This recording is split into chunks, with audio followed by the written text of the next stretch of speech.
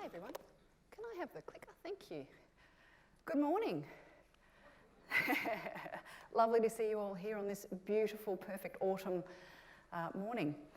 My name is Emma Kirk. I'm from Magellan Asset Management. We are an Australian-based funds management business. We specialise in global equities and global listed infrastructure. Today I'm going to talk you through how infrastructure can add resilience to your global portfolio. You just heard Peter talk about the fact that, yes, we've got a lot of things going on in the global economy. Wouldn't it be nice to have something to add to your portfolio to take you through the economic cycle and protect you in down markets? So, obviously, if you can read the fine print, there'll be a prize for you. The easiest way to talk through infrastructure, I find, is to use an example. And the best example I find is me. So I'm going to talk you through a little bit about my life and how I use infrastructure. So I work for an ASX listed company on the east coast of Australia. Every morning I get up, I have a nice hot shower. My loving husband makes me a cup of coffee on our Nespresso machine, and then he kindly cooks me some eggs. On any given day I might be travelling, so I will jump in my car, drive down a toll road, park at a short-term car park at an airport and jump on a plane. From there I might land, I will hop on a train. I do love the train system, not in Melbourne, do love it in Sydney, and I will return some calls that I've missed whilst I've been on the road. So without even thinking about it, I have used gas, electricity, water, toll road, car park, communications tower and rail without even having so much as thought that I was doing that. And I have contributed to those particular assets by paying them a toll or a fee on the way through. So at a basic level, infrastructure is essential services that you use on a day-to-day basis that help a community function efficiently. So what I'd like to talk through though is the exact definition of infrastructure. So a lot of people have got a number of different definitions and you'll see it across the market. At Magellan, we've got a very specific definition. I'm going to talk you through the broad universe. So remember, I'm talking about listed infrastructure. So these are infrastructure assets that have to be listed on an exchange somewhere in the world. So there's kind of three buckets that we look at. The first is utilities, and that's pretty obvious. That's gas, water, electricity, and I'm going to talk a little bit more about what electricity entails. They're commonly known as utilities, and that makes up about 60% of the market. The next category that we've got is transport, and most people just think about toll roads and airports in this category. However, it is broader than that. It includes pipelines, communications towers, ports, rail, satellites, master limited partnerships, and also car parks. And then you've got this smaller area which is called social infrastructure, and these include hospitals, schools and prisons, and that's essentially governments taking assets off balance sheet and handing them out to the private sector. Transport and social infrastructure make up about 40% of the universe, and with social infrastructure there's only about 2 to 4 stocks globally that fit into that category. So that's the broad crib. There's about 350 stocks with a market capitalisation of $3 trillion.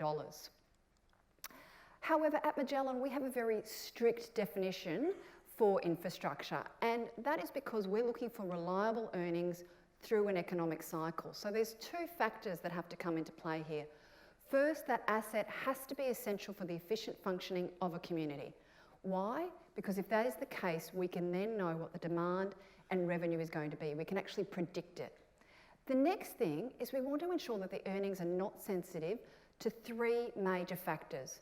The first is competition risk, the next is commodity price risk, and the third is sovereign risk. The reason why we like to remove that sensitivity is that it means that cash flows are reliable. I'm going to run you through a quick example of these three risks just to illustrate why we remove them. So if we have a look at, I'm going to run you through commodity price risk and competition risk. And the electricity industry is a great example of this. So when you and I turn on the lights, unless we live in South Australia, we expect electricity to turn up. So what happens is that electricity goes through 4 stages before it comes into our house. The first is the generation of that electricity. The next, it's sent down high voltage transmission lines, and then it's then stepped down again into distribution lines, and then it comes into our house and we have a retailer who sells that to us. Now on the generation side of things, the average price of electricity in Australia is about $100 per megawatt hour. But in previous years, it has ranged from $13,000 per megawatt hour down to a negative price, where the electricity generators are paying you to take it off their hands. Why? Because electricity is a perfect commodity. It is a use it or lose it scenario. And as much as you may have heard about batteries and storage and things like that, we're not quite there yet. So you've got this highly variable price, which means that revenues are variable and therefore the earnings are variable of that particular company. And if that's the case, we don't want to be there. We therefore exclude it from our universe. At the other end, you've got retailing. So we've all had those phone calls late at night from a company saying, if you combine your gas and electricity, we'll give you a discount. If you sign up on a contract, we'll give you a discount. Competition is great if you're a consumer, not great if you're an asset owner. So we remove that from our universe as well. The next thing we look at is sovereign risk, and a great example here is China. So if you own an asset, you want to ensure that if there are any changes to your income flow, you get compensated for that. If we have a look at the Chengdu Expressway in China, in 2012, the government decided that they were going to make the tolls on the expressway free on the national public holidays. A couple of things came off the back of that. The trucks that actually used the road got crowded out, labour and maintenance went up, pollution increased, and also visibility reduced to 1 kilometre. Would you believe? Everybody went, we're just going to use them. What also happened was that tolls went down as a result of that. The next year they extended it to 20 days, and then they also opened up competing expressways, and this resulted in a reduction in toll roads. Now, that's absolutely great social policy. Once again, not great if you are the asset owner. You will not get compensation in China for that. So as a result of that, in Magellan's world, we are not in China, we are not in Indonesia, and we are not in Russia. So we take those 350 stocks, we narrow it down to 130 stocks with a market capitalisation of 1.5 trillion by excluding those companies that have got more than 25% of their earnings exposed to those 3 risks. And why is that? Well, we have 2 main objectives at Magellan. The first is that we wish to achieve attractive risk-adjusted returns over the medium to long term, so that's CPI plus 5% through the business cycle, but also we want to protect in adverse markets. So you just saw Peter show what happened when the market went down last December, those shocks that happen. Well, at Magellan, that is very important to us, both in our global equities portfolios and also in our infrastructure portfolio. Because we know that if the market goes down 50%, you have to earn 100% to get back to where you were beforehand, and we don't want that to happen. So capital preservation is very important to us. Very quickly, how do utilities and infrastructure assets make money? Utilities make money through people utilising those particular assets. So we turn on our water and our gas and we use them. But the nature of utilities is that they're regulated. So in the US, the utilities market, there are 50 regulators. There's 50 state-based regulators and also a federal regulator. And what they do is they actually say to these utility providers, we're going to set a fair return. So they actually put this into regulation as to what these utility providers can charge. And what that means is that you're immune from changes in demand, changes in inflation, and also changes in interest rate. And that leads to stable financial results. We also get great transparency because this regulation is administered by a government body. That transparency enables us to predict what the values of these companies are going to be. If we have a quick look at transport, so typically when you and I travel down a toll road, we pay a toll, and that's typically linked to inflation. When we go to the airport, when we do the car parking, we buy something at the shops in the airport, and we also board the plane, all of those tickets get clipped on the way through. That's typically linked to inflation and can go up as a result of it. But where you get a real multiplier effect with transport infrastructure is that it's based on patronage. So the more users that we have actually utilising these particular assets, we get this amazing result where we've got this inflation-proof charge that comes into play, but the more users we get a multiplied return on the financials. And toll roads and airports have had significant growth over the last decade and will continue to into the future. More and more people use toll roads because of the convenience, and then also with airports, the cost of airline travel has come down significantly, and we have a rising middle class in India and China who are more and more hopping on planes and going around the world in our global economy. We're going to talk a little bit about the impact of political impacts on these particular assets, but there's a couple of 3 things that I'd like to highlight to you. that we think may impact infrastructure assets and what we've done in our portfolio as a result of that. So in relation to infrastructure, we're not so worried about Brexit from an infrastructure perspective. We own Getlink, which is the Eurotunnel over in the UK and between UK and Paris. Not particularly worried about Brexit.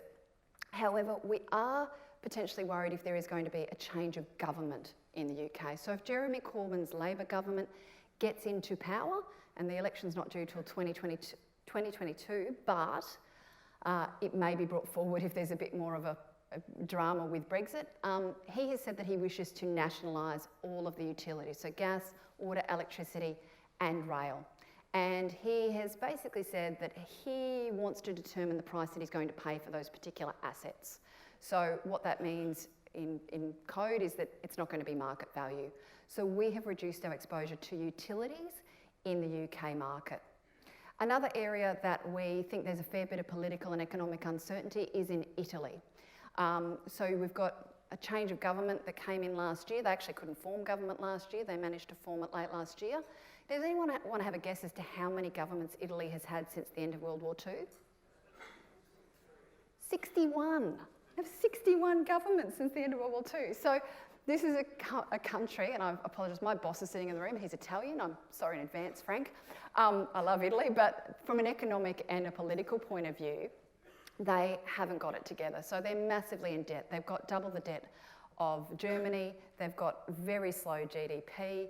And when there was the bridge collapse in Italy last year, the government was very, very quick to blame the toll road operator without actually having any evidence around that. So as a result of that, we have reduced our exposure to the Italian market. The question that we always get asked with infrastructure, and this is actually regardless of what's happening in politics, is what about changes in interest rates? So I just want to talk through very, very quickly what is the impact on changes in interest rate, what impact it can have on infrastructure, because most people do see infrastructure as a bond proxy in the defensive part of their portfolio. So it has two impacts. It can impact the earnings, it can also impact the balance sheets. Now, let's have a quick look at the earnings side of things. In relation to utilities, because they are highly regulated, any increase in interest rates due to increased borrowings can be passed through to the end user.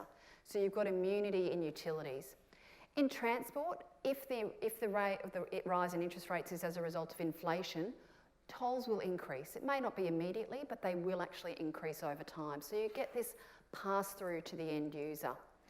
What about the balance sheet? Well, in this world of ultra low interest rates, we've actually seen these companies, utilities and infrastructure assets raise debts and roll their debt into a lot longer tenure at ultra low rates. So there's a couple of examples up there that we've put up there, but you can see we're looking at 1.39%, 1.625 and 0.59. This is not retail interest rates. These are companies that are experts at raising debt at ultra low rates, and because of the cash flows that they have coming through, they're able to repay those with ease. So the average tenure of debt in our portfolio is now over 12 years. But what about the knee-jerk reactions? What happens if there are a couple of interest rate shocks that occur that the market wasn't expecting? Yes, that can impact infrastructure assets on a short-term basis. So if we have a look at the taper tantrum that occurred in 2013, when Trump was elected and also US tax returns, you can see that the increase in interest rates had a negative impact on our portfolio. However, we are long-term investors. So when we have a look at it, we tend to find that these knee-jerk reactions do have an impact. However, we actually see this. If we like a particular company and the assets that it owns and the price has gone down, it's a buying opportunity for us.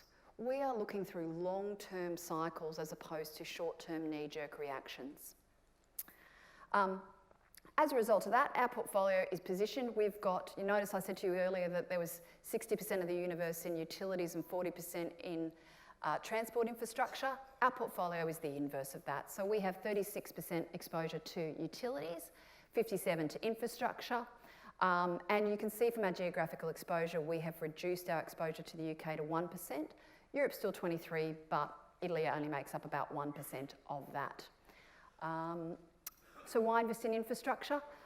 Greatest thing, you've got to it generates consistent earnings through the business cycle. So that high demand, highly predictable, reliable earnings through most economic cycles is a great addition to your portfolio. Add on top of that, we've got downside protection. So over the last trailing 5 years, when the market has gone down, our infrastructure portfolio has not moved. So if you're actually interested, you can come and see me at the stand and I can actually show you what happens when market goes down with our portfolio. It also has a very low correlation to global equities. So it makes it this beautiful complementary asset class that sits so nicely next to global equities and doesn't copy it. So it can give you a nice protection there. And then finally, you've got inflation protection due to the nature of the returns that these companies generate. That's it from me.